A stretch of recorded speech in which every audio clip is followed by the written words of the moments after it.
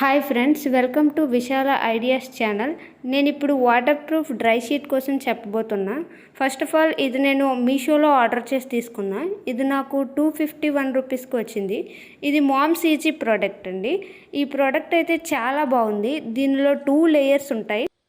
దీని పై లేయర్లో observable brushed fabric ఉంటుందండి. అండ్ కింది వైపు లేయర్ నుంచి వాటర్ ప్రూఫ్ బ్రీతబుల్ లేయర్ ఉంటుందండి. దీని సైజు మీరు ఇప్పుడు చూడొచ్చు. ఇది లార్జ్ సైజు 100x140 సెంటీమీటర్స్ ఉంటుంది. అండ్ ఇందులో ఇంకా సైజెస్ కూడా ఉన్నాయండి. Small, medium, large, extra large, double bedsheet అని 5 సైజెస్ ఉంటాయి. ఒక్కో సైజ్ ఒక్కో కాస్ట్ ఉంటుంది. నా దగ్గర అయితే స్మాల్ సైజ్ కూడా ఉన్నాయండి. ఇవి 1 ఇయర్ లోపు మాత్రమే యూజ్ అవుతాయి ఈ స్మాల్ సైజెస్ అనేవి. ఆ తర్వాత ఈ సైజ్ సరిపోదు. ప్రెజెంట్ నేను ఇవి ఉయ్యాలలో పాపను పడుకోబెట్టడానికి మాత్రమే యూజ్ చేస్తున్నాను. మీరు ఫస్ట్లోనే మీకు నచ్చినట్లయితే డబుల్ బెడ్షీట్ సైజ్ తీసుకొని మీకు నచ్చిన సైజులో అయినా కట్ చేసుకొని వాడుకోవచ్చండి. అండ్ ఇప్పుడు ఈ డ్రై షీట్పై వాటర్ పోసి చూద్దాం. ఆ వాటర్ చాలా క్విక్గా అబ్జర్వ్ అయిపోతుందండి. అండ్ ఈ వాటర్ బ్యాక్ సైడ్ ఉన్న వాటర్ ప్రూఫ్ లేయర్లో ఉండిపోతుంది. బెడ్షీట్కి అస్సలు అంటుకోలేదు, మీరు చూడొచ్చు. అండ్ మనం ఈ డ్రై షీట్ని పిల్లలకు మాత్రమే కాదండి, ఇంట్లో ఓల్డ్ ఏజ్ పేషెంట్స్కి, అడల్ట్ డైపర్స్ యూస్ చేస్తుంటారు కదా, వారికి కూడా ఈ డ్రై షీట్ వాడుకోవచ్చు.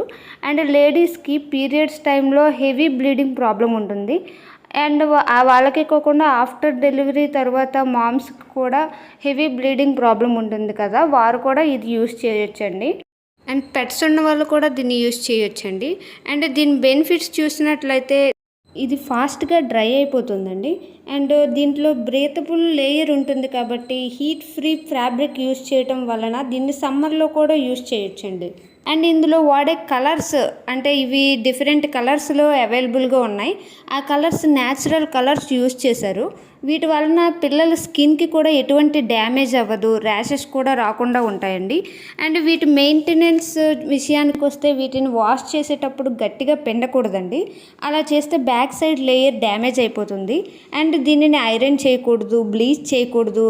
వీటిని వాషింగ్ మిషన్లో వాష్ చేయొచ్చు అని చెప్తారు, కానీ వాషింగ్ మిషన్లో స్పిన్స్ 400 వరకు పర్వాలేదండి. అంతకంటే ఎక్కువ స్పిన్ పెడితే కనుక బ్యాక్ సైడ్ లేయర్ అనేది డ్యామేజ్ అయిపోతుంది. నేనైతే వాషింగ్ మిషన్లో కంటే హ్యాండ్ వాష్తో వాష్ చేయడమే బెటర్ అని చెప్తాను. నేను ఎక్కువగా వాషింగ్ మిషన్లో యూస్ చేసేయడం వల్ల నేను ఫస్ట్ వాడే డ్రై షీట్ ఒకటి డ్యామేజ్ అయిపోయింది.